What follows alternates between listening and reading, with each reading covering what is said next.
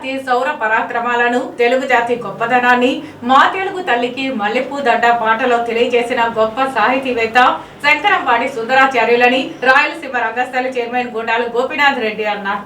ఆంధ్రప్రదేశ్ రాష్ట్ర గేయం మా తెలుగు తల్లికి మల్లెపూదండ గేయాన్ని రచించిన రచయిత, సాహితీవేత్త శంకరంపాడి సుందరాచార్యుల 44వ వర్ధంతిని పురస్కరించుకుని తిరుపతి లక్ష్మీపురం కూడలిలోని ఆయన విగ్రహానికి రాయలసీమ రంగస్థలి చైర్మన్ గుండాల గోపీనాథ్ రెడ్డి ఆధ్వర్యంలో పూలమాలలు వేసి ఘనంగా నివాళులర్పించారు. ఈ సందర్భంగా ఆయన మాట్లాడుతూ శంకరంపాడి సుందరాచార్యులు బహుముఖ ప్రజ్ఞాశాలి అని పేర్కొన్నారు. బ్రతుకు తెరువు కోసం అనేక ఉద్యోగాలు చేసిన ఆయన ఎక్కడా ఆత్మవిశ్వాసాన్ని వదులుకోలేదన్నారు. స్వతహాగా ఆయన మాతృభాష తమిళ్ అయినా మదనపల్లిలో విద్యాభ్యాసం చేసి తిరుపతిలో నివాసం ఉంటూ అనేక రచనలు చేశారని గుర్తు చేశారు. ఆయన రచనలు తెలుగు భాషా సాహిత్యాన్ని ఇనుమడింపజేశాయని కొనియాడారు.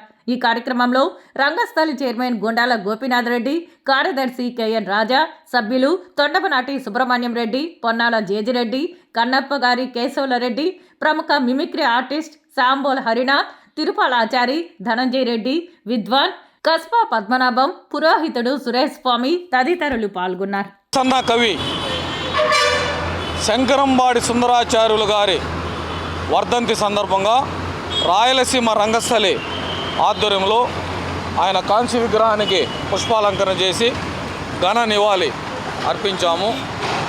మన ఆంధ్రప్రదేశ్ రాష్ట్ర గీతమైన మా తెలుగు తల్లికి మల్లెపూ దండ గేయాన్ని మనకు అందించిన మహానుభావుడు శంకరంపాడి సుందరాచార్యులు గారు.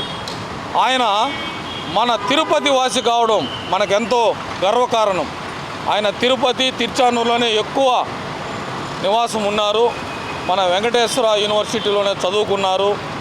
ముఖ్యంగా ఆయన సాహిత్యం పట్ల విశేష సేవలు అందించిన సందర్భంగా మన తిరుపతి శ్రీ వెంకటేశ్వర యూనివర్సిటీ వారు ఆయన్ను ప్రసన్న కవి బిరుదుతో సత్కరించారు.